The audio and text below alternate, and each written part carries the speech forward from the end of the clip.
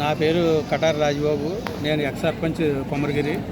మా గ్రామంలో సుమారుగా ఒక 20 సంవత్సరాల క్రితం 600 ఎకరం కొమరగిరి, 200 ఎకరం కొత్తపల్లి గ్రామాల నుంచి ఎన్టీపీసీ అని చెప్పేసి తీసుకోవడం జరిగింది. అప్పుడు కంపల్సరీ ఎక్వేషన్లో రైతులందరూ కూడా సహకరించి గవర్నమెంట్కి ఆ రోజు ఇవ్వడం జరిగింది. ఆ 600 ఎకరాల కొమరగిరి తీసుకున్న తర్వాత వాళ్ళు ఎస్పీజీఎల్కి అని చెప్పేసి వాళ్ళు ఎన్టీపీసీ నుంచి బదలాయించడం జరిగింది.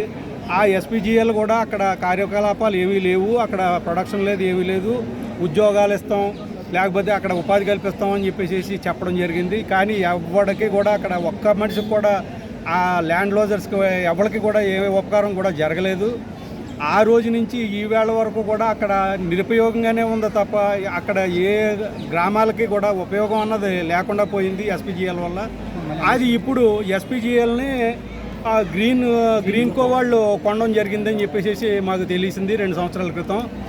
ఆ గ్రీన్కో ఎనర్జీ వాళ్ళు ఈ 800 ఎకరాలు ఉండగా ఇంకా 250 ఎకరాలు మాకు కావాలని చెప్పేసి వాళ్ళు గవర్నమెంట్కి ప్రతిపాదన పంపడం జరిగింది. అది మాకు తెలిసి మేము ఈవేళ గౌరవ కలెక్టర్ గారిని కలడానికి అని చెప్పేసి వచ్చాం. కలెక్టర్ గారు వేరే మీటింగ్లో ఉన్నారేమో. జేసీ గారు వచ్చారు. జేసీ గారు చాలా అతిగా స్పందించడం జరిగింది. రైతులందరితోటి కూడా మాట్లాడడం జరిగింది.